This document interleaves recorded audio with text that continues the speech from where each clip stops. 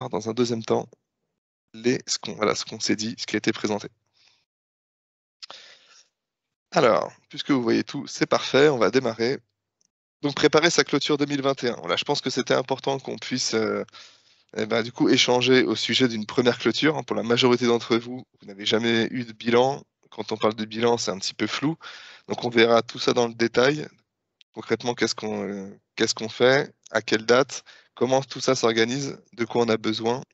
Et ce sur quoi vous pouvez nous solliciter ou non, d'une manière générale.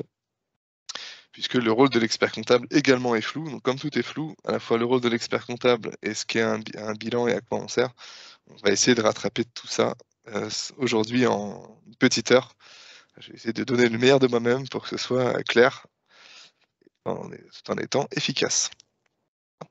Donc au sommaire, aujourd'hui, attendez, est-ce que je reçois des nouvelles personnes qui rentrent? On va les faire rentrer dans la conversation. Hop.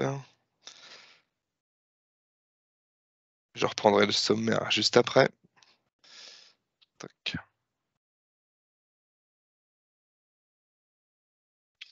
Voilà, je suis désolé, hein, mais les rentrées, hop, font que c'est un peu complexe à gérer, mais voilà, il n'y a pas de micro allumé, c'est parfait, je vous remercie tous. Donc le sommaire, aujourd'hui, le rôle de l'expert comptable d'une manière générale. Qu'est-ce que vous attendez de nous? Qu'est-ce que vous pouvez attendre de nous? Et ce sur quoi il ne faut pas hésiter à nous solliciter lorsque vous avez des problématiques, des bonnes problématiques ou des mauvaises, hein. En tout cas, pour toutes les problématiques que vous rencontrez, quelles qu'elles soient, n'hésitez pas à nous solliciter. On va voir de quoi il retourne. L'organisation du cabinet, pour que vous compreniez bien voilà, comment on est structuré au sein du cabinet. Pour la majorité d'entre vous, on ne s'est jamais vu. Alors c'est vrai que c'est un peu particulier. On a l'habitude, nous, de notre côté, de rencontrer tous nos clients. Pour la majorité d'entre vous, on ne s'est pas vu parce que vous êtes loin. Voilà. Donc c'était aussi faire confiance à un cabinet à distance, alors physique hein, évidemment, mais à distance. C'est pas toujours évident. Les moyens de communication aujourd'hui sont bien évolués. Malgré tout, c'est quand même bien voilà, de se rassurer et de vous expliquer qui on est et comment on travaille. Et si à l'occasion vous passez sur Lyon ou bien dans le sud de la France, puisqu'on a ouvert une antenne sur Sophia Antipolis, c'est là que je me trouve actuellement, eh bien n'hésitez pas à voilà, solliciter un rendez-vous. À Lyon, c'est le passage vers vers les stations de ski ou vers le sud. Donc normalement, ceux qui habitent au nord de Lyon doivent à un moment donné passer par chez nous. Donc n'hésitez pas à venir nous voir, ne serait-ce que pour un café ou voir votre chargé de mission ou moi-même en vrai. Voilà, c'est toujours intéressant et on vous ouvrira les portes avec plaisir. Donc les outils du quotidien, voilà, comment on travaille hein, concrètement. Les échéances à venir, donc là il s'agit des échéances légales, donc tout ce qui concerne les déclarations de TVA, les déclarations d'impôts, le dépôt des comptes et la tenue de l'assemblée générale. Tout ça, ça vous incombe en tant que professionnel, en tant que chef d'entreprise. Donc on va voir concrètement quelles sont les prochaines étapes. Et enfin, les éléments dont nous avons besoin, puisqu'on veut bien travailler pour vous et avec vous, mais pour ça, on a besoin d'éléments. C'est un peu la problématique de notre métier, j'y reviendrai tout à l'heure. Et donc, je vais vous expliquer tout ça. Voilà. Hop, je fais encore entrer des personnes voilà, qui nous rejoignent. C'est parfait. Donc, on est 27, enfin, vous êtes 27 à l'instant. Et pour discuter avec moi, pour échanger et voir avec les autres, on utilise, je le redis pour ceux qui n'étaient pas là, la conversation. Voilà. Donc pour accéder à la conversation, tout en haut, une icône avec une bulle. Et voilà, donc j'ai déjà des premières questions. Pourra-t-on avoir le document présenté? Oui, tout à fait. Il vous sera envoyé par mail. La présentation en plein écran.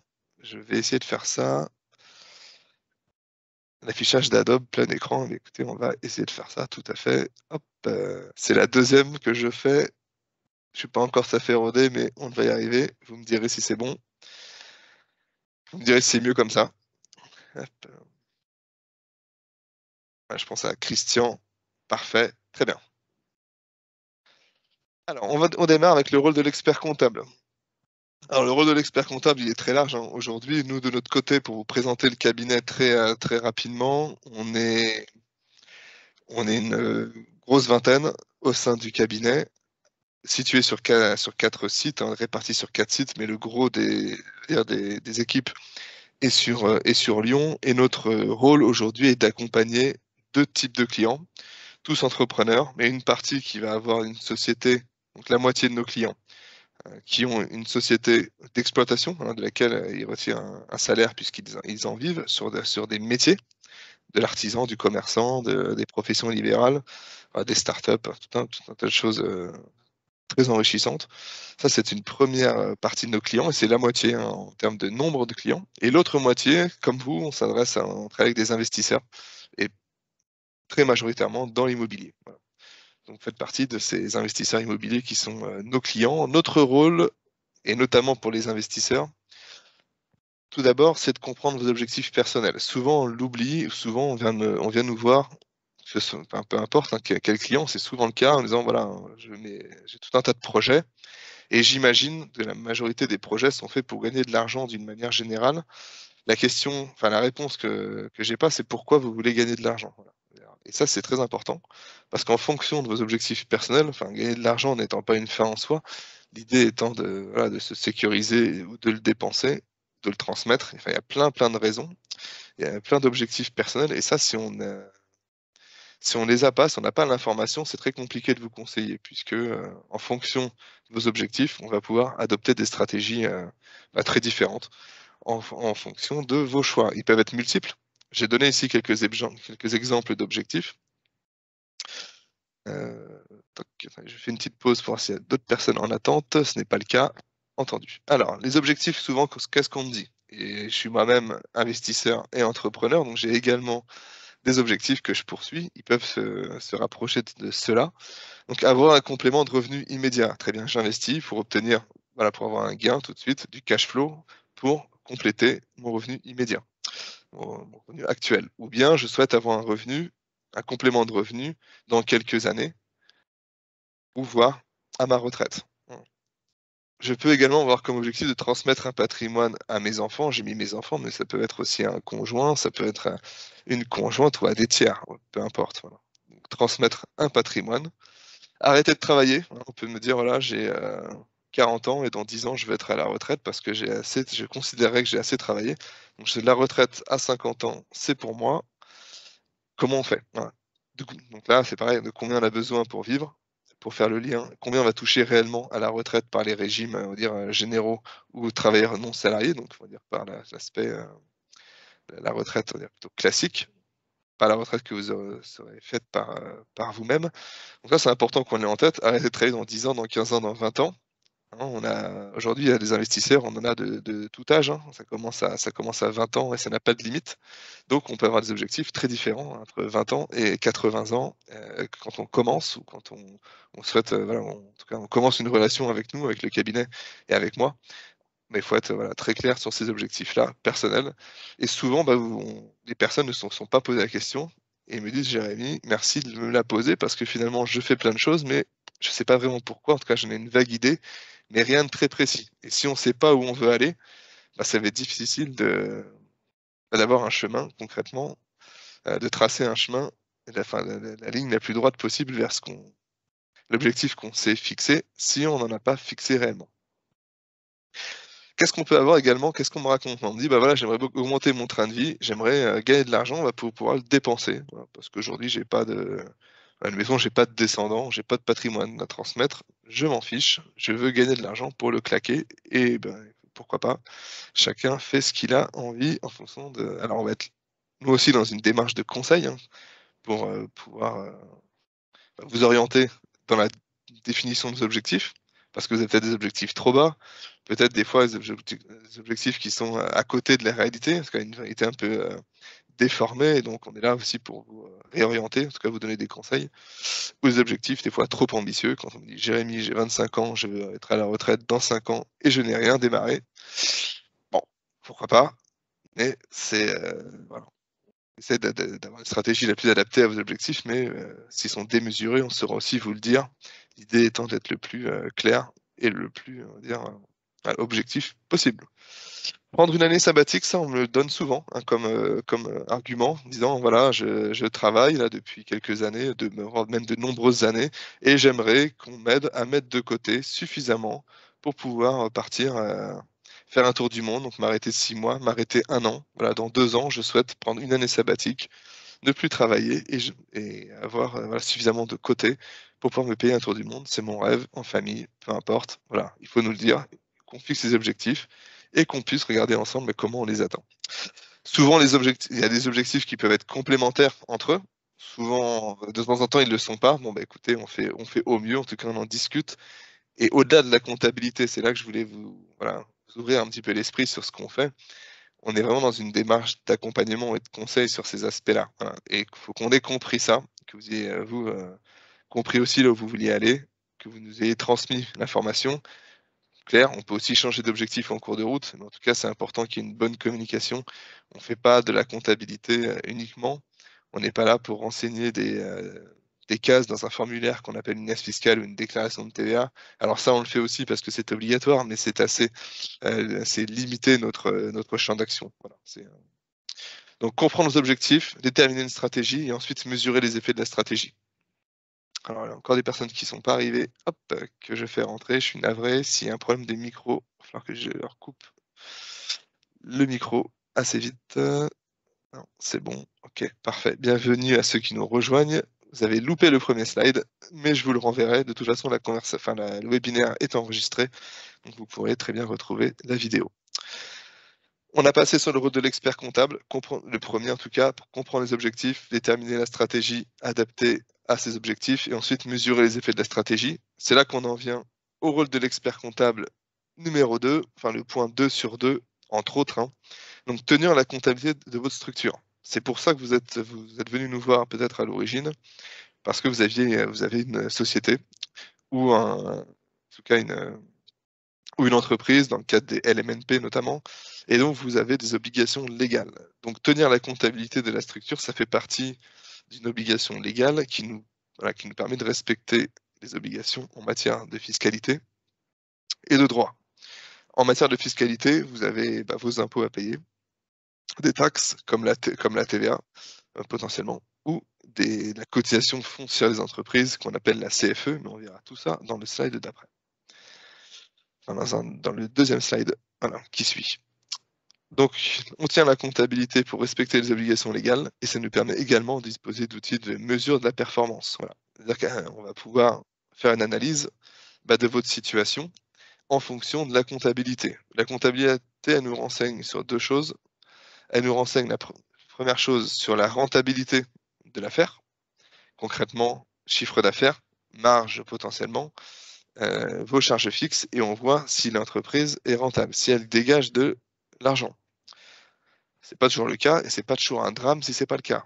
Par contre, heu, là où c'est important, c'est qu'elle permet aussi de mesurer, dire les grands équilibres de financement et autant on peut avoir une vision statique quand on regarde un compte de résultat. Donc un compte de résultat, on le reverra par la suite, mais un compte de résultat aujourd'hui, c'est la performance, c'est-à-dire, voilà, chiffre d'affaires, en l'occurrence loyer, l'ensemble de vos charges et le bénéfice.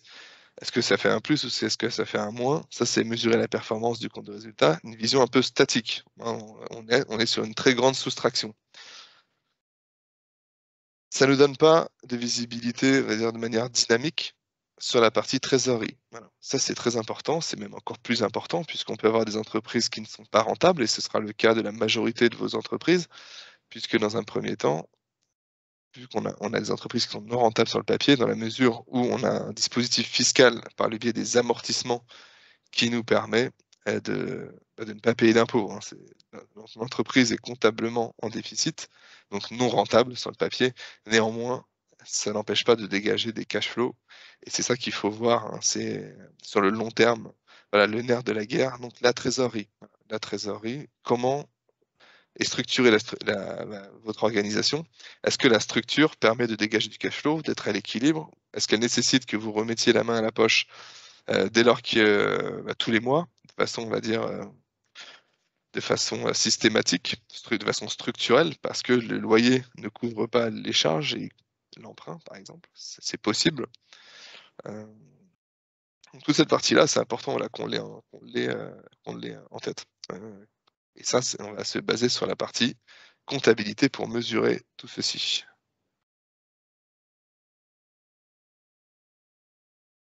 Alors s'il y a des questions, encore une fois, hein, n'hésitez pas au fur et à mesure dans la conversation, ou bien il y aura un temps dédié à la fin de la présentation pour l'ensemble de vos questions. N'ayez pas peur des questions, déjà elles sont écrites, euh, donc facile à poser.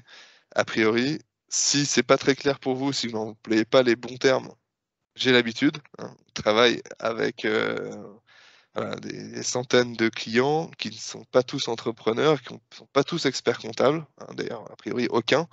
Donc s'il y a des questions voilà, avec les mauvais termes, en général, j'arrive à lire entre les lignes et à comprendre la question. Voilà. Donc n'hésitez pas. Une fois qu'on a parlé du rôle général, en tout cas l'idée qu'on se fait, nous, de notre métier d'expert comptable, il est important que vous sachiez comment on est organisé au sein du cabinet. C'est peut-être pas très clair pour tout le monde. Encore une fois, je le redis, on ne s'est pas vu pour la majorité d'entre vous en physique, peut-être lors de visio ou en tout cas on s'est eu au téléphone, mais vous n'êtes jamais venu au cabinet et on n'est jamais venu chez vous, a priori pour les questions de distance principalement. Si jamais vous passez dans le coin à Lyon ou bien dans le sud de la France, à un moment donné, que vous souhaitiez voilà, venir nous voir un petit quart d'heure ou prendre un rendez-vous d'une heure, en tout cas venir nous voir en vrai, il n'y a aucun problème avec ça. Donc n'hésitez pas si vous avez à l'occasion d'un déplacement, vacances ou non.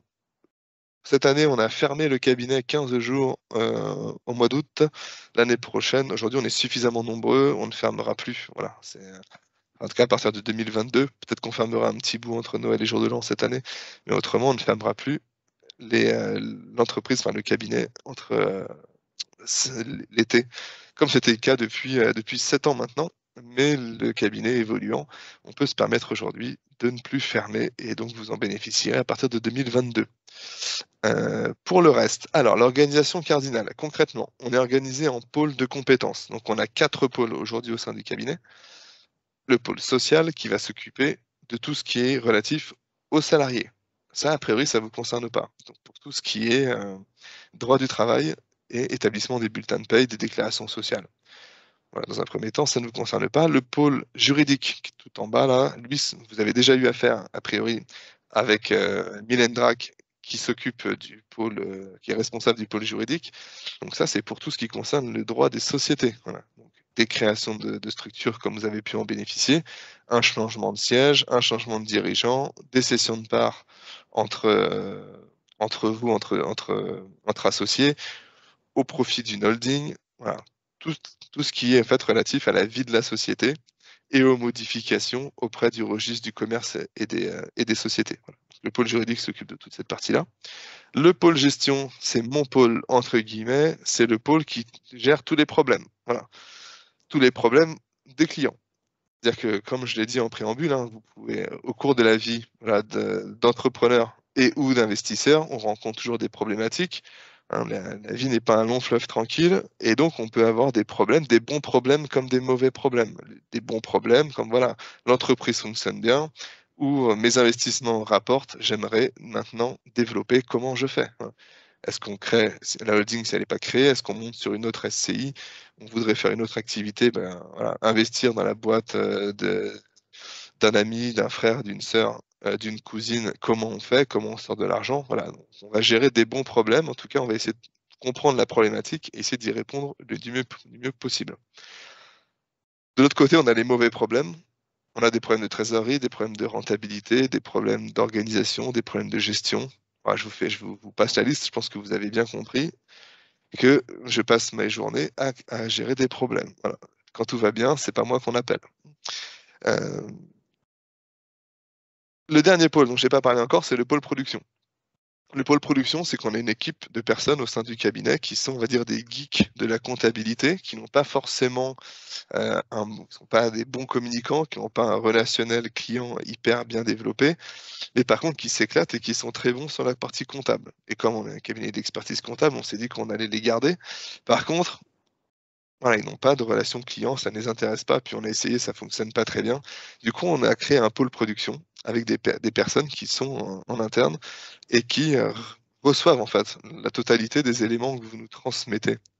au sein du cabinet et qui vont traiter l'information. Donc, ce qu'on appelle vulgairement, on va dire, en tout cas de façon familière, la saisie comptable. C'est donc saisir des achats, des ventes, des relevés de banque et faire en sorte que tout ça fonctionne. Notre pôle production, donc c'est une équipe de comptables pure et dure, qui ont une vision très comptable et pas du tout entrepreneuriale. Ça, on l'a laissé aux chargés de mission, qui sont vos interlocuteurs directs et qui, eux, représentent la moitié de l'effectif et qui ont voilà, pour but d'être à votre écoute, répondre à 80% de vos questions d'une manière générale. Et ensuite, lorsque ça dépasse leur connaissance ou leur expérience, on se dirige vers les autres pôles, si ça concerne le social, le juridique, ou bien ça arrive sur le pôle gestion. On vous invite réellement, et ça c'est pas des paroles en l'air, à nous poser vraiment toutes les questions qui vous passent par la tête et qui concernent votre structure. Ou bien une situation personnelle, mais qui impacte votre organisation et vos investissements. N'hésitez surtout pas. Vous avez des problèmes de loyer impayé, vous avez des problèmes d'assurance. Voilà. Dès lors que ça vous commence à vous tracasser, a priori, si vous rencontrez ce genre de problème, c'est qu'avant vous, il y en a d'autres qui les ont eus. Et s'il y en a d'autres qui les ont eus, il y a forte chance pour que moi-même je les ai eus directement, ou bien que j'ai rencontré des problématiques similaires auprès de mes clients. Et on a toujours trouvé une solution. En tout cas, si on n'a pas trouvé la solution, on a toujours trouvé quelqu'un qui pouvait aider à trouver une solution. Parce que on a pas mal d'expérience au sein du cabinet, on fait plein de choses, on a beaucoup de clients. Malgré tout, voilà, je ne suis pas un expert de l'assurance, je ne suis pas huissier de justice, on n'est pas avocat au sein du cabinet, je ne suis pas un expert du web non plus, mais j'ai des connaissances, on va dire, a priori, dans tous ces domaines, donc, qui me permettent de vous donner en tout cas un début de conseil, voilà, une réflexion. Et derrière, l'idée c'est que je puisse vous rediriger vers la bonne personne, vous orienter pour vous dire, voilà, je peux vous répondre dans les grandes lignes. Par contre, si vous voulez un conseil plus expert, je vous invite à aller voir telle ou telle personne. Et c'est l'objet, voilà, de ce qui a été indiqué en jaune ici sur le diaporama. Ce sont des exemples de professionnels partenaires avec qui, du coup, nous travaillons et que nous allons pouvoir conseiller à nos clients. On ne travaille pas du tout en sous-traitance. Voilà, je n'ai pas d'assurance à vendre. Je n'ai pas de biens immobiliers à vendre. Je n'ai rien à vendre, moi, pour eux en tout cas.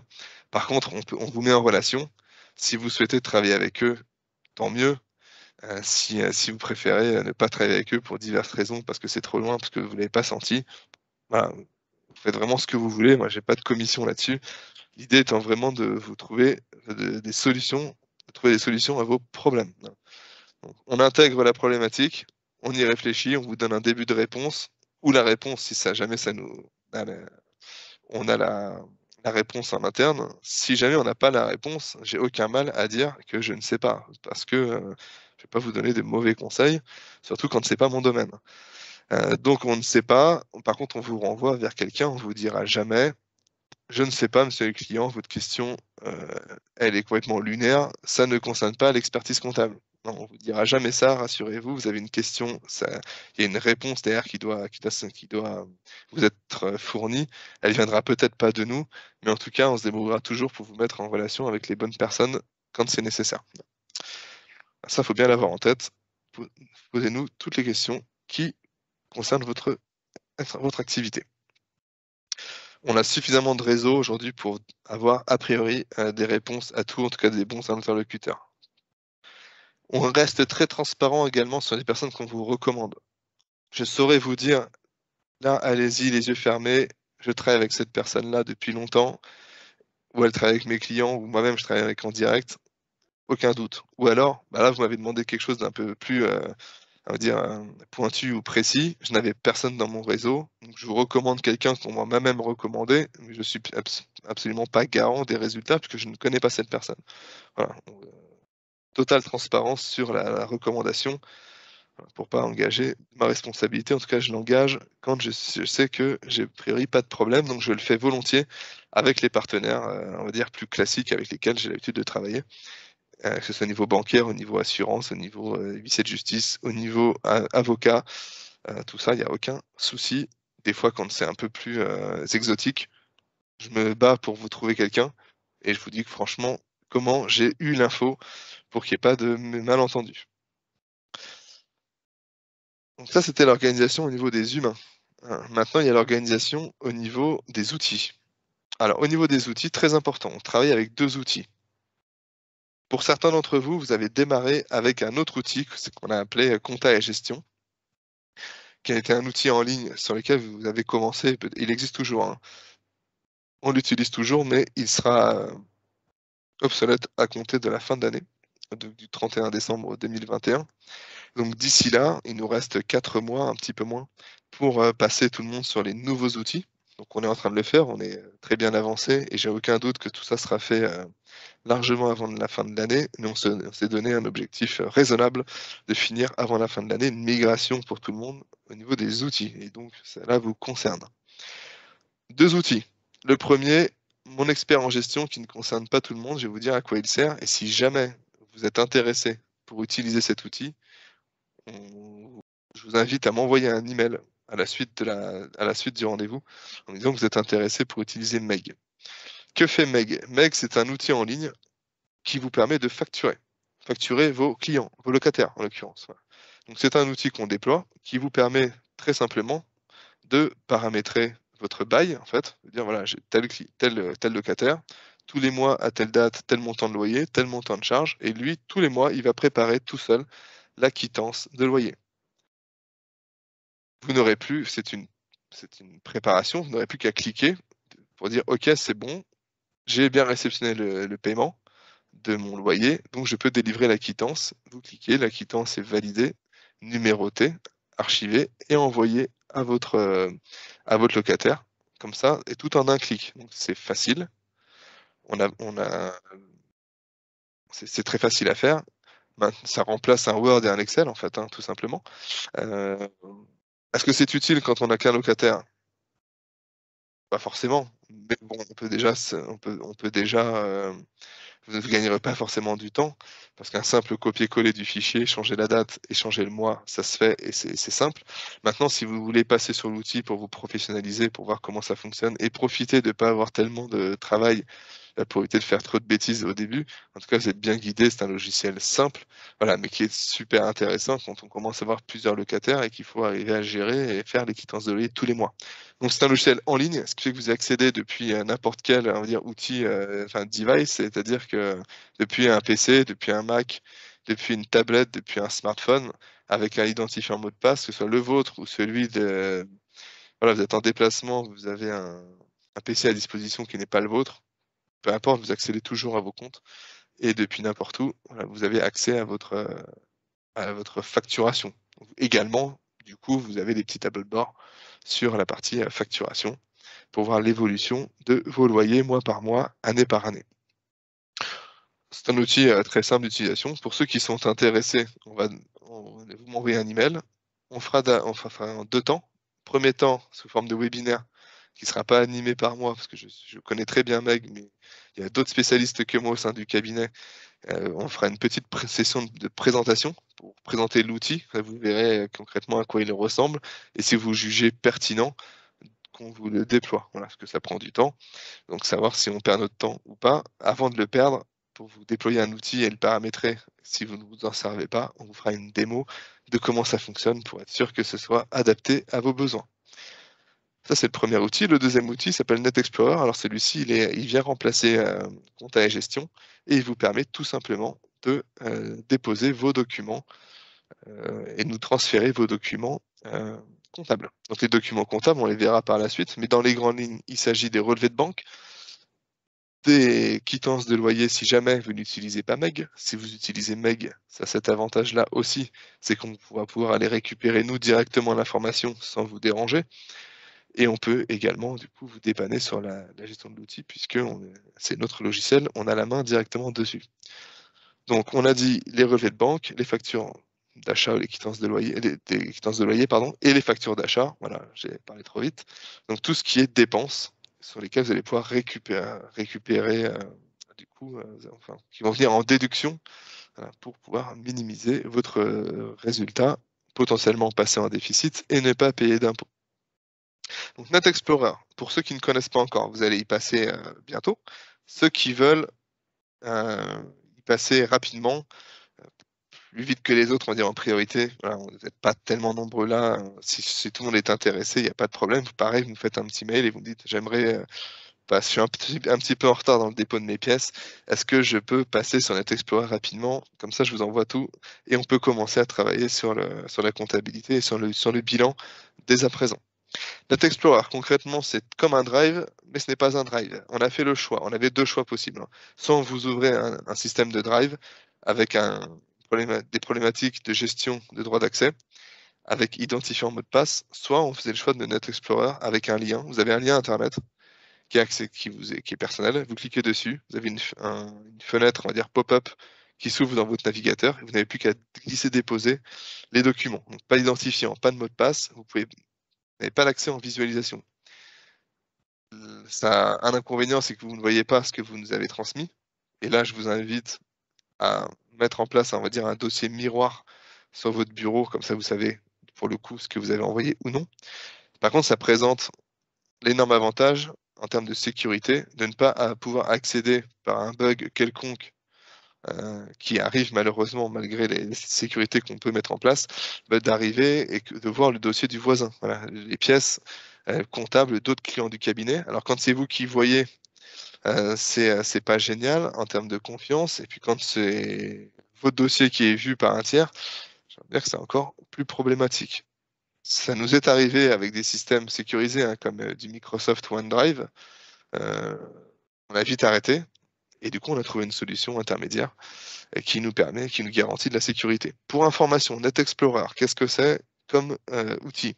C'est français, c'est pas du tout estampillé expert comptable, c'est-à-dire que c'est une société qui travaille avec des grands comptes, hein, des grands comptes français, notamment la SNCF ou EDF, pour ne citer que ces entreprises-là.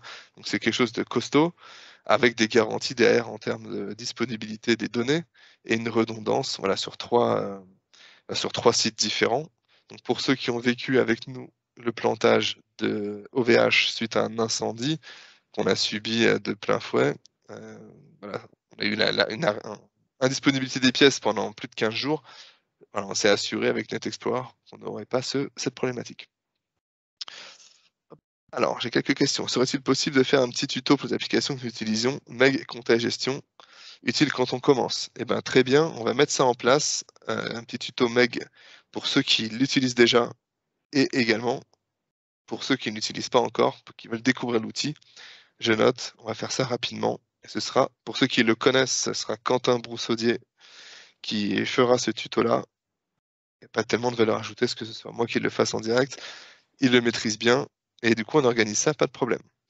Quand le basculement sera fait sur les nouveaux outils, est-ce qu'il y aura un historique repris? Oui, tout à fait. On ne va pas vous demander de reprendre et de redéposer les pièces.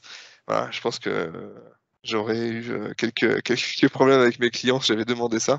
Donc non, il n'y a aucun problème. On récupère les documents sur compta et gestion et on les dépose nous-mêmes sur Net Explorer. Donc vous n'avez que le complément à faire.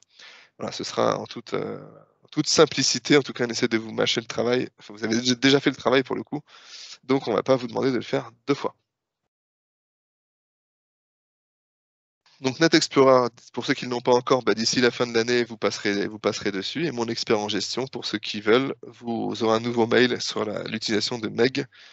Et ceux qui sont intéressés, faudra vous inscrire au webinaire. Et puis tout ça, ce sera fait de façon, on va dire, plutôt classique. Les webinaires, on a commencé cette année, vous voyez, après 7 ans. Peut-être qu'on a profité de travailler avec vous qui êtes à distance. Et puis, on va dire du Covid, où on est beaucoup en télétravail pour le mettre en place. Donc, il y a eu le premier qui a été fait la semaine dernière, le deuxième, qui est le même en fait, hein, aujourd'hui. Et vous allez voir, vous verrez, pour ceux qui l'ont pas encore vu, sur la page webinaire, donc la page d'inscription sur le site internet, on va régulièrement, dorénavant, en faire pour nos clients ou pour les personnes externes au cabinet, mais des sessions du coup d'information, que ce soit sur nos outils, sur nos façons de travailler, mais surtout sur de l'information, on va dire très concrète, destinée soit aux investisseurs immobiliers, soit ou, on va dire plutôt, aux chefs d'entreprise de manière générale sur des sujets très divers. On les fera soit nous-mêmes, avec les pôles techniques, soit avec des partenaires, parce qu'on a un grand nombre de partenaires intéressants, qui ont beaucoup de choses à dire. Et donc vous n'hésiterez pas hein, à aller voir de temps en temps. On va pas faire des newsletters à chaque fois, donc à aller voir les webinaires en cours et vous inscrire même longtemps à l'avance. C'est pas gênant sur des sujets qui vous intéressent. Et comme aujourd'hui, vous recevrez un lien. Donc, si vous inscrivez et que vous ne venez pas, eh bien tant pis. Mais en tout cas, vous aurez fait la démarche et vous recevrez l'invitation. Donc Net Explorer, Meg, les deux outils qu'on utilise au quotidien. J'en viens aux échéances. Les échéances, c'était important pour moi de refaire un point sur les échéances, dans la mesure où l'année dernière, pour les clients qui clôturaient pour la première fois au 31 décembre 2020, on a reçu des appels le 2 janvier qui nous disaient oh, « je comprends pas, je clôturais au 31 décembre et j'ai toujours pas mon bilan ». Alors moi, j'ai pas compris qu'ils n'avaient pas compris, puis après j'ai compris. Et du coup, je me suis dit qu'il fallait voilà, avoir un peu plus, communiquer un petit peu plus sur on va dire, le côté obscur de la comptabilité. Souvent, c'est le cas voilà, quand on est investisseur immobilier, on est très loin de ça, et c'était important pour moi de communiquer du mieux possible et en toute transparence sur concrètement nos échéances comptables et fiscales. Donc le 31 décembre de cette année 2021, voilà, dans un peu plus de 3 mois, sonne la fin du premier exercice comptable de votre structure, soit entreprise individuelle LMNP, soit votre structure holding ou SCI ou SCI. Donc la fin de l'exercice comptable, ça veut dire qu'on arrête de comptabiliser pour un exercice donné et que le bilan qui vous sera remis ne tient compte que des opérations qui ont eu lieu du démarrage de l'activité jusqu'au 31 décembre 2021. Donc le loyer de janvier 2022 ne sera pas intégré dans les comptes annuels qu'on vous remettra, puisque ceux-ci vont jusqu'au 31 décembre 2021. Donc on arrête de comptabiliser et on repart sur une nouvelle année.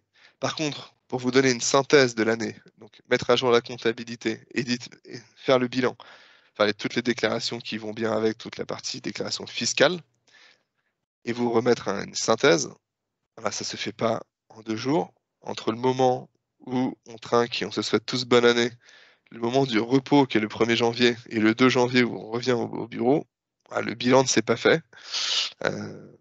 Donc on va commencer à le travailler, déjà, on va dire à partir de mi-janvier, quand on aura récupéré vos pièces comptables de décembre. Puisqu'a priori, les pièces comptables de décembre, à savoir entre autres le relevé de banque et potentiellement les factures d'achat de décembre, enfin les quittances de loyer, on n'aura rien de tout ça au 2 janvier.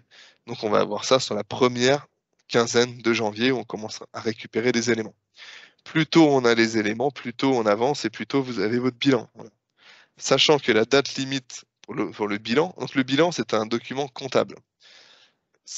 En tant que tel, on n'a pas tellement d'obligation déposer le bilan, vous voyez, déposer le bilan. Ça peut faire peur également, parce que c'est une expression un petit peu à double sens. Quand je parle de déposer le bilan, je parle de déposer les comptes annuels. Voilà. On parle de bilan, on va dire, dans le langage familier. Maintenant, le bilan, c'est un état de synthèse particulier en comptabilité. Il est couplé avec ce qu'on appelle le compte de résultat, et l'ensemble des deux, donc compte de résultat et bilan, égale comptes annuels, et c'est plutôt des comptes annuels dont on va parler. Voilà. Quand on parle de clôture comptable, on parle d'établissement des comptes annuels, et on a toujours un temps de retard, puisqu'il nous faut on a du temps l'administration fiscale, nous laisse du temps pour de travailler. Donc la date qu'il faut retenir, il y en a deux. Le 2 mai 2022, déclaration de TVA au titre de 2021. Donc on a avancé sur votre bilan, on a une déclaration de TVA à faire, on doit la produire au plus tard le 2 mai 2022.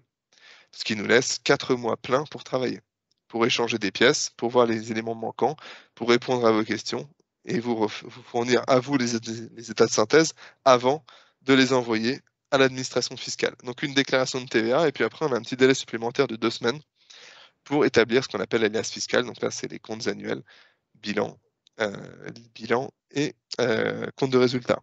Bilan et compte de résultat sont des notions comptables. L'alias fiscal, c'est une notion fiscale, c'est un formulaire. Voilà. Donc c'est un formulaire avec des cases, comme une déclaration d'impôt sur le revenu, on va dire, mais pour l'entreprise. C'est un petit peu dans le même esprit. Et ça, du coup, on a jusqu'au 15 mai 2022 pour le faire. Donc si on prend un peu de temps, parce qu'on en a beaucoup à établir, et ben, voilà, faut pas nous en vouloir, entre guillemets. Ce qui compte, c'est toujours d'avoir une bonne communication entre nous.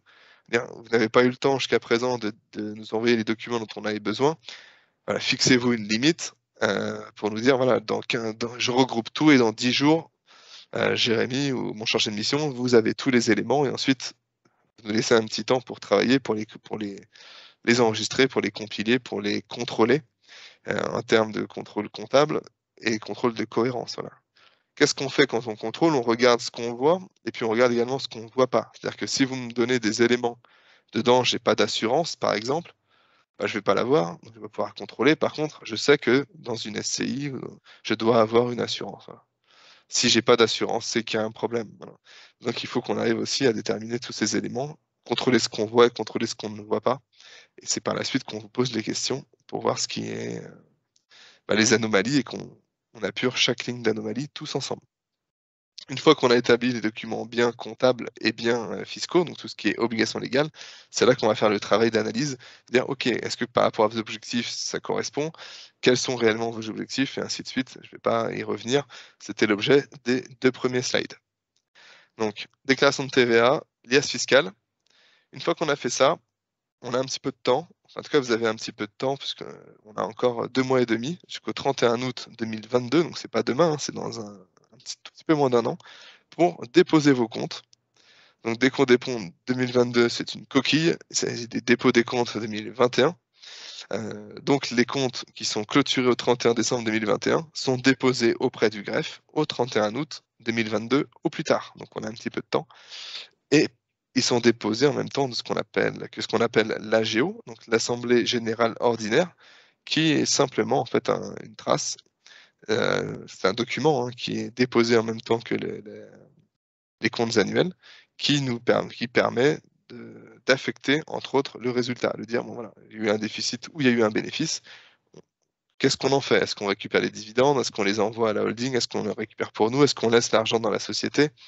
Voilà, tout ça, c'est une décision qu'on prendra ensemble au moment du rendu de bilan et qui sera ensuite, du coup, qui sera, on va dire, archivée, en tout cas, qui sera écrite dans le cadre d'une AGO et déposée à ce moment-là au 31 août 2022.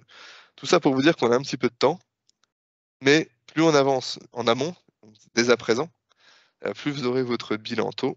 Et moi, ça me va bien de vous rendre votre bilan en février ou en mars plutôt qu'en avril ou en mai. Voilà. Parce qu'en mai, autant vous dire que ce sont les retardataires qui ont tout en mai. On ne travaille pas vraiment dans des bonnes conditions. Et ce qu'on appelle la période fiscale, pour ceux qui en ont déjà entendu parler, c'est une période qui s'étend de février à juin dans laquelle, au cours de laquelle on est un petit peu sous pression puisqu'on a toute la partie bilan à sortir. Et autant vous dire que la pression est plus faible en février et en mars qu'en avril et en mai.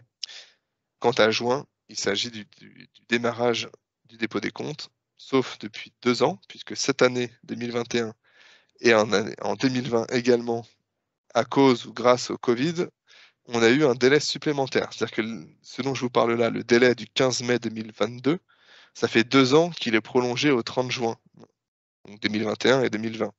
On a eu 1 mois et demi supplémentaire. Pourquoi? Parce que c'était la panique chez les clients et dans les cabinets d'expertise comptable en général. On n'aurait jamais pu tenir les délais. Donc l'administration fiscale nous a donné un délai supplémentaire, pas qu'à nous, hein, à l'ensemble des experts comptables en France, parce que voilà, la réalité des faits, c'était que les cabinets n'étaient pas préparés au télétravail. On a eu des absences au sein du cabinet pour des gardes d'enfants, pour des personnes qui étaient touchées par la maladie, des personnes qui étaient cas contact. Sans le télétravail ou difficilement, voilà, on a eu toute une refonte de l'organisation interne au sein du cabinet, je parle pour nous cette fois. Bon, maintenant on est bien préparé, donc j'ai pas trop de doutes sur le fait que le délai du 15 mai sera maintenu et du 2 mai.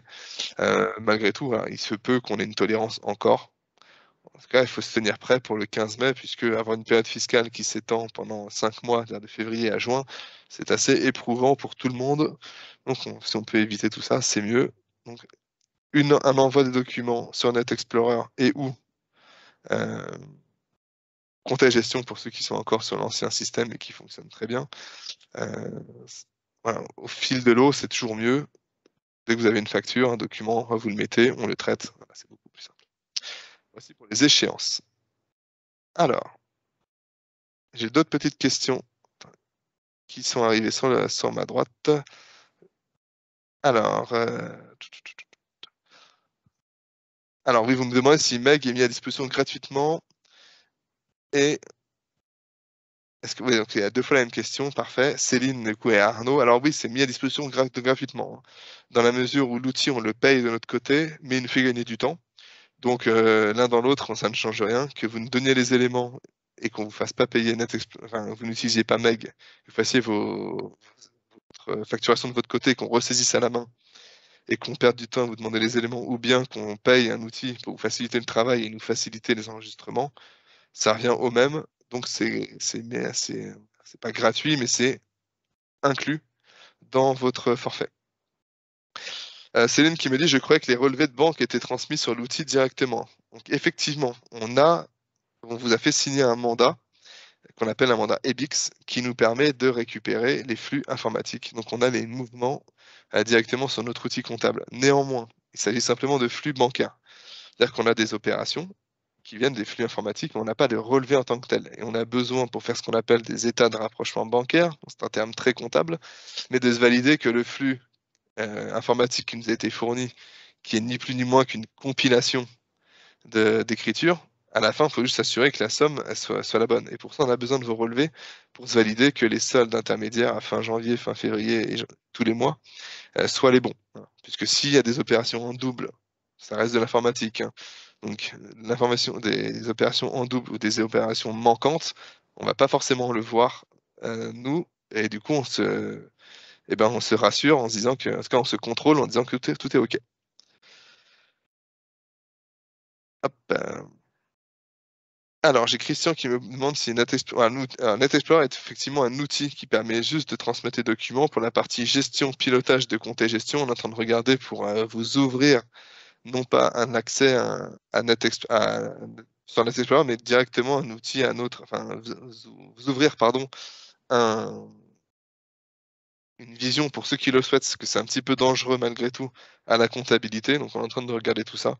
Et pour ceux qui le souhaitent, ça pourra être mis en place. Néanmoins, je suis très prudent avec ça. Pourquoi? Parce qu'avoir une vision de la comptabilité en temps réel, c'est s'assurer d'avoir une information 100% fausse. Pourquoi? Parce que la comptabilité mise à jour au fil de l'eau, c'est une donnée brute qui a besoin d'être on va dire affinée. C'est le cas c'est ce qu'on fait quand on fait un bilan pour qu'elle soit juste. Je m'explique. Vous payez, admettons, votre assurance P&O pour l'année en janvier. Vous n'avez, pour l'instant, vous n'avez pas encore validé le fait que vous aviez encaissé la quittance, ou vous avez fait des dépenses personnellement via un autre compte qui n'est pas le nôtre. Autant vous dire que votre comptabilité de janvier, si vous la regardez, elle sera 100%. Vous aurez une charge d'assurance de 12 mois c'est sur un seul mois. On n'aura pas de chiffre d'affaires et il nous manquera la moitié des dépenses puisque vous aurez dépensé tout ça avec vos comptes perso. Voilà. Donc, autant vous dire que ce sera 100% faux et pour prendre une décision de gestion viable, il vaut mieux s'assurer d'avoir une source fiable, ce qui ne sera pas le cas. Voilà. Donc, avec des pincettes, oui, mais c'est très rare qu'on laisse l'accès à la comptabilité. Voilà. Euh, tout, tout, tout, tout, tout,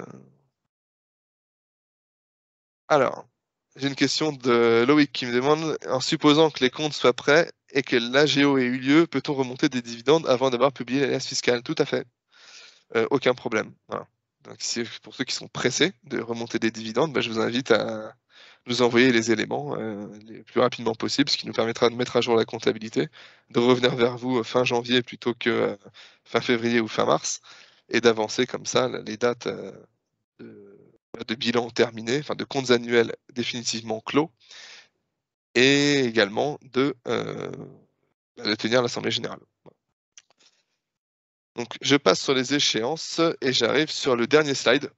C'est vrai que le temps passe vite, mais je vous laisserai quand même évidemment du temps pour échanger si vous avez besoin. Les éléments dont on a besoin. Alors, il y a des éléments à nous fournir au démarrage, on va dire, de la relation, et à chaque fois que vous allez faire l'acquisition d'un immeuble.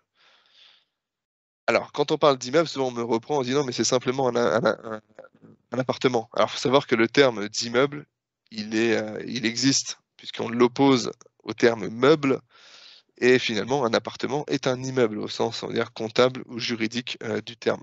Donc, quand on vous parle d'immeuble, c'est pas forcément un immeuble entier comme on peut avec plusieurs appartements, comme dans le langage, on va dire courant, on peut utiliser ce nom commun. Voilà, donc quand on vous parle d'immeuble, c'est un immeuble au sens, on va dire juridique et comptable du terme, donc un appartement est un immeuble, voilà. Donc à chaque fois que vous achèterez, enfin qu'il y a une acquisition d'immeuble, il y aura à nous fournir un décompte de notaire. Donc le décompte de notaire, c'est le petit, document que vous fournit votre notaire, sur lequel on va avoir une colonne débit, une colonne crédit.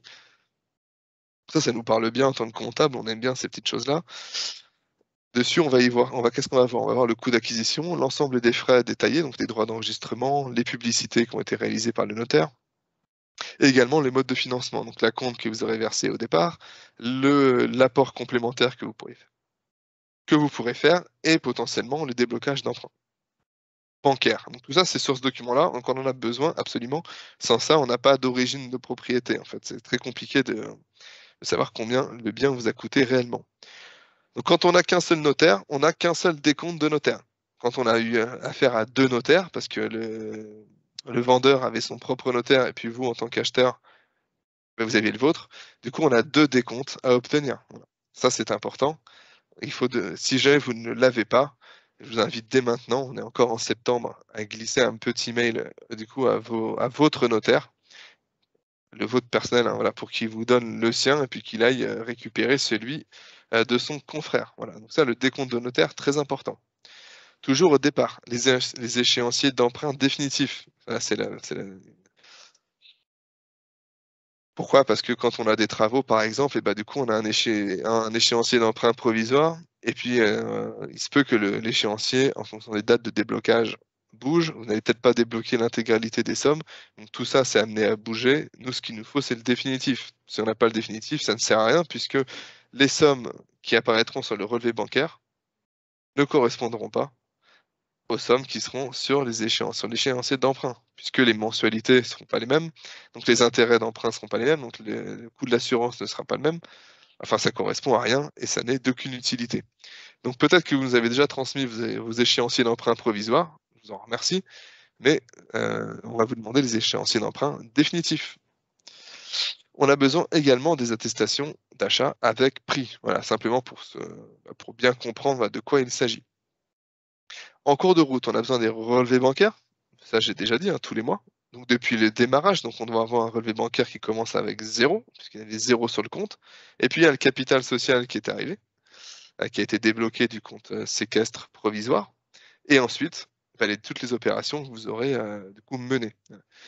Donc on a besoin bien voilà, de l'ensemble des relevés bancaires du démarrage. Donc je vais avoir un petit 0 qui apparaît sur le premier relevé bancaire, et puis ensuite le solde définitif. Également, je ne l'ai pas noté ici, mais il y a également l'ensemble des factures d'achat. Donc les factures d'achat, c'est les factures de travaux, les factures du coup on va dire dans les grandes surfaces des bricolages, ça peut être des factures de meubles, si vous louez en meublé, ça peut être tout un tas de choses. Donc des factures, quand vous pas besoin qu'il y ait une facture, on va dire, avec papier en tête. Ce que je veux dire par là, c'est que quand vous allez chez Leroy Merlin, vous me fournissez un ticket de caisse ou une facture, ça va bien. Heu Si demain vous avez choisi, voilà, de meubler, en chinant, ça peut être le cas pour ceux qui achètent sur le bon coin, ceux qui vont aux puces, voilà, pour trouver des objets un peu particuliers. Il y a aucun problème avec ça. Simplement, il faut nous fournir une attestation du vendeur avec la date, voilà, quelque chose qui ressemble à une facture, en fait. Donc je sous-signais monsieur ou madame untel, heu atteste avoir vendu tel ou tel objet, donc avec une belle description, une date et un prix. Après que vous l'ayez payé personnellement en espèces, que vous ayez retiré l'argent, via une carte bleue sur le compte de la société pour pouvoir payer la personne en espèces, moi j'ai envie de dire peu importe, il faut qu'on arrive à retrouver on a une attestation, vous avez acheté quelque chose qui correspond à voilà, des meubles pour l'immeuble. Bon, c'est déductible, aucun problème. Simplement, voilà, pas cantonné à avoir une facture. Faut juste que ce soit cohérent en fait, hein, voilà, cohérent et puis que ce soit, qu'on arrive à tracer, le cheminement. Pourquoi vous avez fait ça? Comment vous l'avez payé? Et cetera. Donc les relevés bancaires, les différentes factures, en fait, il faut justifier les mouvements qu'il y a sur le compte. Donc les échéanciers également à nous fournir, les échéanciers, on va dire d'énergie pour tout ce qui va être EDF, eau, et j'en passe lorsque vous louez en meublé. Ça peut être également pour les télécoms, hein, si vous louez en meublé avec une box internet. Et également des échéanciers d'assurance, ce genre de choses. Donc ça, c'est relativement simple, toutes ces choses-là à nous fournir. Et ça, c'est simplement une transmission de documents. Les deux choses qui sont un petit peu plus complexes, où on a besoin de vous, c'est d'identifier les loyers perçus et ceux à recevoir. C'est-à-dire qu'en fin d'année, au 31 décembre, bah, peut-être que vous avez un locataire qui vous a pas payé depuis 2 mois. Peut-être qu'il y a un locataire qui vous a trop payé. Bon, ça, c'est un peu plus rare, hein, je vous l'accorde. Peut-être que voilà, vous avez un locataire voilà, qui est parfaitement à jour. Bon, ben, on a besoin de savoir. C'est-à-dire que, on va dire, appartement par appartement et locataire par locataire, il faut arriver à nous fournir un détail des locataires qui sont complètement à jour, et puis de ceux qui n'ont pas payé le mois de décembre, par exemple, ou ceux qui n'ont pas payé le mois d'octobre, novembre, décembre. Voilà, et savoir derrière quelles actions vous avez engagées, et si c'est payé par la suite. C'est-à-dire que si on se retrouve au mois de mars, vous me dites j'ai un locataire qui m'a pas payé depuis le mois de décembre, c'est bien sur le bilan, on matérialisera le fait que vous avez une créance. Si la créance est éteinte courant 2022 parce qu'il vous a réellement payé, c'est quand même mieux pour tout le monde. Si jamais c'est pas le cas, on verra pour des mesures de recouvrement, tout simplement. Voilà. Donc il y a un double aspect, hein. Encore une fois, hein, il y a l'aspect comptable, matérialisé, le fait qu'il nous a pas payé le mois de décembre, et puis après on se pose la question de savoir, ok, c'est bien la comptabilité, mais derrière, qu'est-ce qu'on fait, quoi. Donc ça, on regarde ensemble. Donc identifier les loyers perçus et ceux à recevoir. Pareil pour les dépôts de garantie. Les dépôts de garantie dus à vos locataires. Voilà. Quand je dis dus à vos locataires, c'est que vos locataires, vous avez encaissé un dépôt de garantie. J'ai besoin de savoir au 31 décembre, concrètement, si tous vos locataires partaient en laissant les appartements nickel ou les maisons ou tout ce que vous avez, tout ce que vous louez, combien vous devriez leur rendre, puisque vous avez une dette vis-à-vis d'eux. Une dette non exigible, dans la mesure où ils ne sont pas partis, mais malgré tout une dette, parce que le jour où ils s'en vont, il faudra bien leur rendre.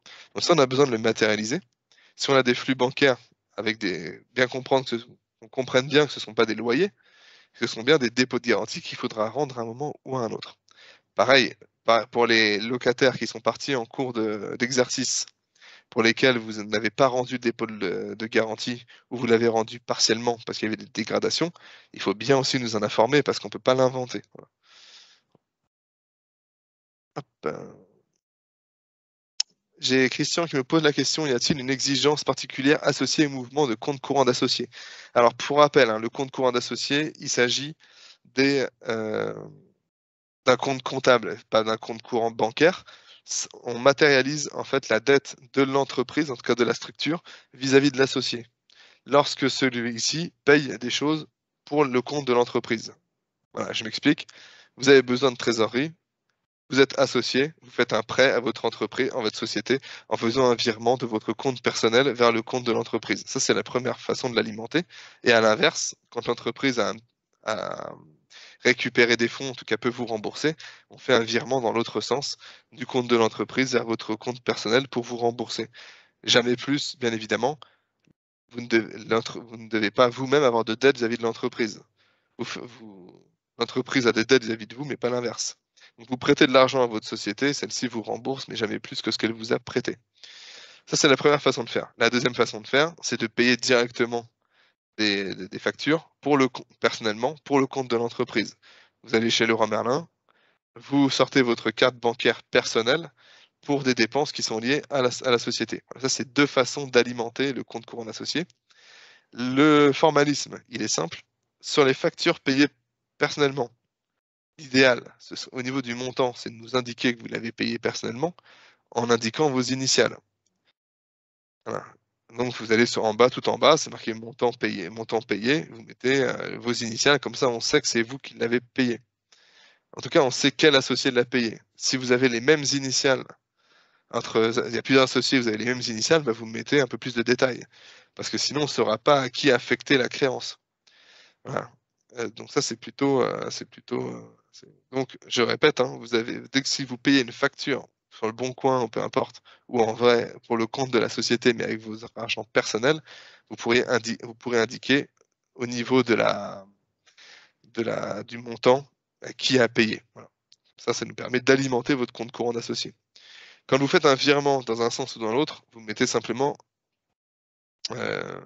compte courant d'associé Intel ou, voilà, ou remboursement compte courant d'associé. Ce qui permet de tracer, de savoir que quand on a un virement qui arrive, c'est pas un locataire qui a fait un virement pour un loyer, mais c'est bien un des associés qui a fait un virement de trésorerie. Et à l'inverse, quand vous vous remboursez, je sais que ce ne sont pas ni des dividendes ni des salaires, mais qu'on se rembourse le montant, enfin une avance que vous avez réalisée. Donc voilà l'exigence particulière et à quoi sert un compte courant d'associé qui est une notion très comptable. J'ai dépassé un petit peu, ça fait 1 heure, je suis arrivé au bout, moi, dans les grandes lignes de ce que j'avais à dire. Si vous avez des questions, c'est le moment, j'espère avoir été clair. On traite de sujets qui sont malgré tout complexes. J'essaie de vulgariser au maximum, pas toujours évident. Voilà, n'hésitez pas à poser vos questions, encore une fois, il n'y a pas de questions bêtes. J'ai une grosse question qui est arrivée. Comment sont gérées les pertes de la holding lorsqu'elles dépassent la moitié du capital social? Oui. Hop, alors, ça c'est important. Il y a une règle en droit qui prévoit que lorsqu'une société a des capitaux propres, alors désolé, je rentre dans des termes un petit peu barbares, navré, mais j'ai pas le choix.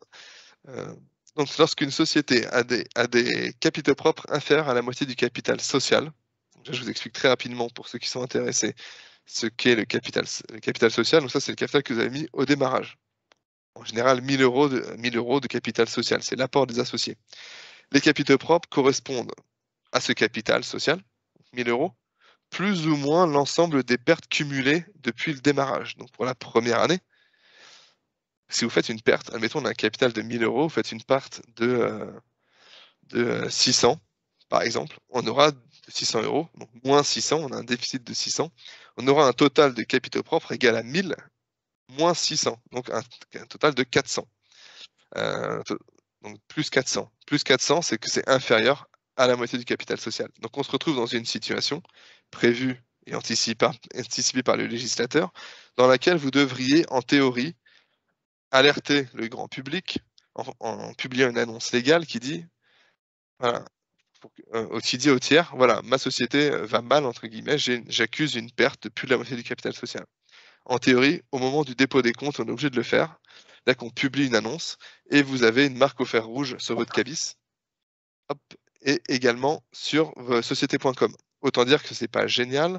Et dans la mesure où on est dans une structure, finalement, vous n'avez pas de dette dans le holding contracté auprès des tiers, nous sommes d'avis, vous prenez votre responsabilité, encore une fois, de dirigeant. Hein. Et moi, je suis d'avis de pas, pour des holdings, de ne pas répondre à cette obligation, de ne rien dire, d'assumer cette perte, de ne pas dévoiler au tiers. Ça vous permet à la fois de ne pas avoir de marque au fer rouge sur société.com, ni sur le cabis, et de ne pas payer d'annonce légale ou d'avoir des formalités juridiques complémentaires à ce niveau-là. C'est un conseil qui va à l'encontre, effectivement, de vos obligations légales, mais qui sont faites, on va dire, communément. Voilà. Après, si vous souhaitez le faire, évidemment, libre à vous, mais sachant on n'a pas tellement de risques dans une société holding, ni dans une SCI d'ailleurs, à ne pas s'afficher cette marque au fer rouge qui est quand même plutôt embêtante si on doit souscrire des prêts par ailleurs. Ensuite, pouvez-vous me rappeler ce qu'est l'attestation de prix? Alors, l'attestation de prix, normalement, vous l'avez eu pour vous assurer. En tout cas, votre vendeur l'a eu, lui, pour enlever l'assurance. C'est au moment où vous allez chez le notaire, il vous remet une attestation, et vous pose la question d'ailleurs, avec prix ou sans prix, il vous remet les deux. Donc, comme quoi il certifie que telle et telle structure ou telle personne a acquis tel bien, et vous avez les références cadastrales, ce genre de choses qui apparaissent. Donc, sans le prix, pour diffuser aux tiers, qui n'ont pas besoin de savoir combien vous avez acheté le bien, ou avec prix, et ça me sert pour moi. Voilà, donc c'est ce document-là qui a demandé au notaire. Tous les documents sont à nous communiquer avec NetExplorer, tout à fait. On évite de passer par les emails, tout simplement parce que les emails, ça pose 3 problèmes. Le premier, ça surcharge les boîtes. Pour peu que ce soit un peu volumineux, on les reçoit jamais. Vous ne le savez pas, et puis nous non plus. Deuxièmement, si le chargé de mission, exceptionnellement, il n'est pas là, si vous l'envoyez à votre chargé de mission, alors que c'est pas lui qui va le traiter, c'est notre service production. Donc on a besoin que ce soit dans une boîte, on va dire, commune, Et le troisième point, c'est au niveau de la sauvegarde. Dès que vous envoyez sur Net Explorer, ça va dans votre fichier, dans un dossier qui vous appartient, qu'on est les seuls à voir, hein, mais qui vous appartient malgré tout, et qui lui est sauvegardé, on l'a dit, hein, sur 3 sites différents, donc on garde l'information. Voilà pourquoi Net Explorer et pas par mail.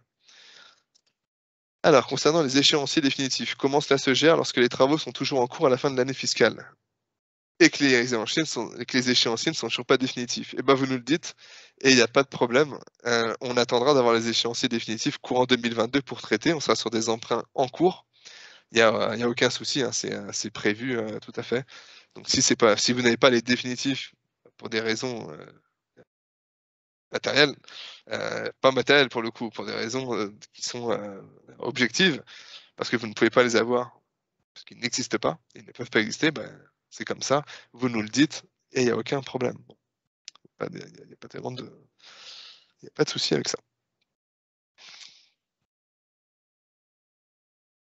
Voilà, il n'y a pas d'autres questions a priori. Je reste encore un petit peu là présent si vous souhaitez, n'hésitez pas, hein, des questions. J'ai l'habitude de répondre à tout un tas de questions. Donc sur, peu importe le sujet, allez-y, lancez-vous, puisqu'on est arrivé à la fin. Merci de votre attention et place aux questions, donc c'est le moment. Voilà.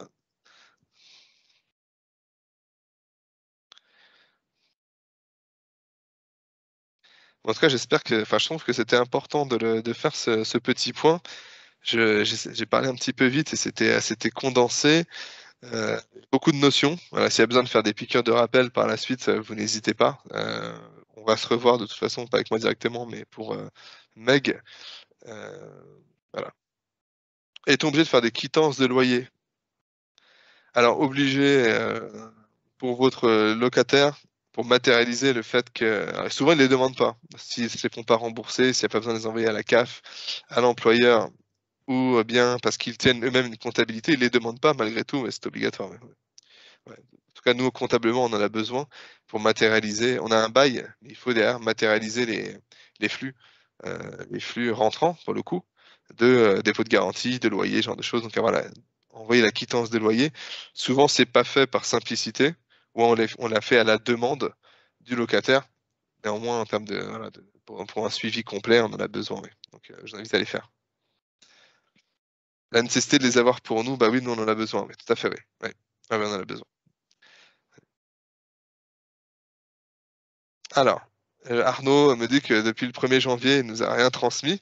Je comprends, vous n'êtes pas le seul, Arnaud, et c'est pour ça aussi qu'on a fait ce webinaire. C'est pour vous dire, OK, pour l'instant, vous nous avez rien transmis, il est temps de s'y mettre parce qu'on ne va pas se réveiller au mois de janvier pour vous dire, attention, il y a le bilan qui arrive, donc là, il nous reste un peu de temps, 3 mois, il n'est pas trop tard du tout. Donc, on va vous ouvrir les accès à Net Explorer en priorité. Pour ceux qui nous ont rien transmis, encore une fois, je n'ai pas de vision là-dessus là, à l'instant T. Ça, ceux qui sont motivés là, pour le faire dans les jours qui arrivent, vous m'envoyez un email. Vous me dites intéressé pour Meg, pas, hein, ou en tout cas pour Net Explorer. Et d'ici, là on est mercredi, d'ici vendredi, vous aurez vos accès qui seront en place.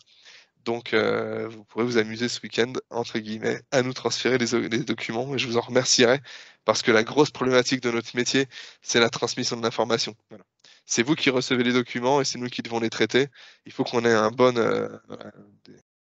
vecteur de communication entre nous pour nous échanger à la fois les infos mais également les documents. Céline qui me dit qu'elle n'a pas édité de quittance, mais elle fait un Excel avec toutes les entrées. Moi, ce qu'il me faut, c'est l'information.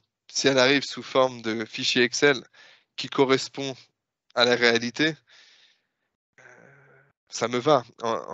Ça me va. J'ai pas tellement besoin de ce document. Il me faut une trace. La quittance de loyer étant le meilleur moyen, le plus naturel, on va dire, qui est d'établir une facture. Si jamais vous avez un récap, on s'en contentera.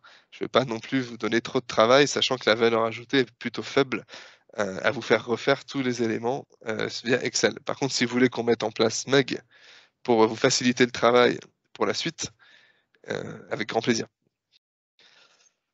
Alors, n'ayant pas mis mes initiales sur les factures déjà envoyées et payées en perso pour le compte, dois-je vous les renvoyer? Non, c'est pareil.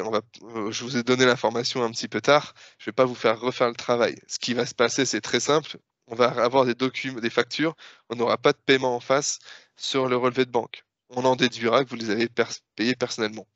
Ce qui est un petit peu plus embêtant, c'est quand on a plusieurs associés, ce qui est le cas des SCI, où là, on ne sait pas qui a payé. Voilà, parce qu'on a par définition plusieurs associés. Est-ce que c'est qui a payé? Ben, ça, on a besoin de le savoir pour affecter le compte courant, on va dire, à la bonne personne. Donc quand c'est comme ça, on vous envoie une liste. Et puis a posteriori, vous nous direz, bah, ça c'est un tel, ça c'est moi, tout est moi parce que l'autre associé c'est ma holding et de fait elle n'a rien payé. Voilà. Donc, à un moment donné, on aura une problématique d'affectation de la dette vis-à-vis de la bonne personne. Si jamais vous êtes deux associés et pas de la même famille, si vous êtes des conjoints et que vous dites bah, c'est le conjoint, on fait un compte d'associé global qu'on divise en deux à la fin de l'année. Mais tout ça, c'est sur vos instructions. C'est vous qui nous direz. Oui. Les conventions de compte courant sont évidemment transmises au comptable, mais faut-il les déclarer ailleurs? Et bah, du coup, nous, on s'occupe de les déclarer, en tout cas de déclarer les mouvements s'il y a lieu, au niveau de la liasse fiscale. Donc, non, pas besoin de déclarer ailleurs. Attends, il y a d'autres questions. Donc, ok, j'ai des réponses. Céline qui souhaite mettre Meg en place avec grand plaisir. Que se passe-t-il si les pertes de la holding font que les comptes sont négatifs, que le capital est mangé? Donc c'est ce que j'ai expliqué tout à l'heure. Que le capital soit négatif ou inférieur à la moitié du capital, de la moitié du capital, ça ne change rien. Donc dans mon exemple de tout à l'heure, avec un capital initial de 1000 euros, que vous fassiez 400 euros de perte, et 600 euros de perte, pardon, et vous vous retrouviez avec la moitié du capital social, ou bien 10 000 euros de perte, bah, juridiquement, c'est exactement pareil.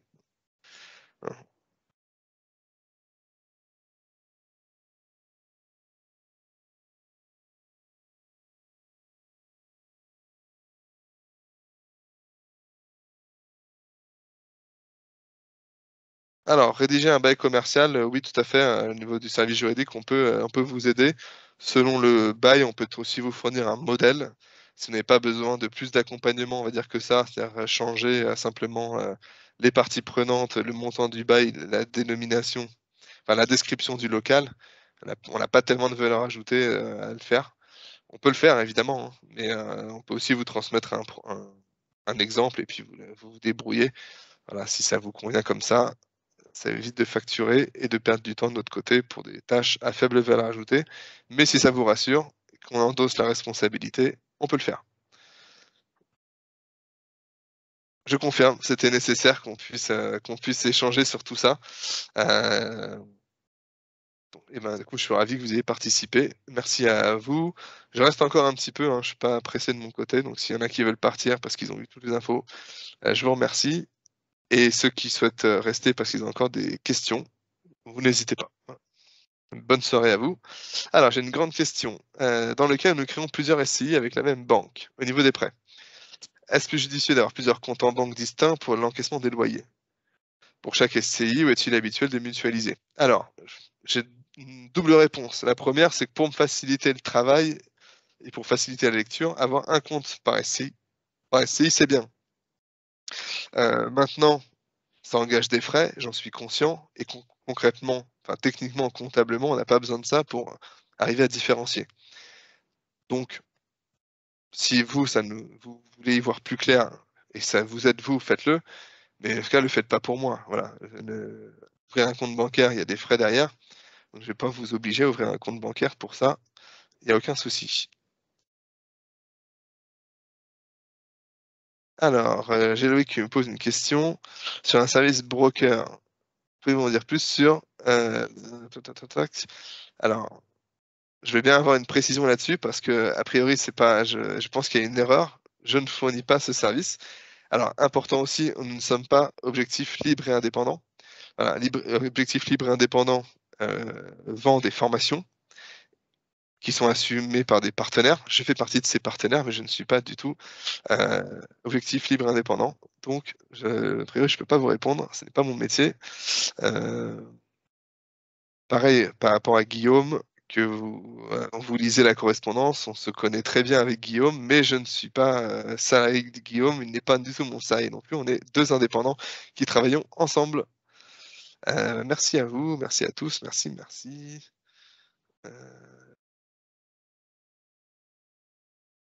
Eh bien, alors Loïc, je vous invite à m'envoyer un email si vous voulez qu'on discute en off là-dessus, par rapport à, pour juste me préciser voilà, votre besoin, parce que c'est peut-être un terme que je n'utilise pas, et du coup, on parle, peut-être qu'on le fait, mais je ne le sais pas.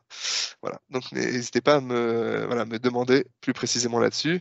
Merci à vous et bonne soirée. Merci à voilà, Margot, Philippe, Céline, Loïc. Merci à tous d'avoir été présents et de participer. Il y a eu vous étiez un peu plus nombreux que la semaine dernière, et du coup, il y a un peu plus de participation. En tout cas, d'échanges. C'est top. Donc, je vous enverrai à tous un lien pour retrouver la présentation.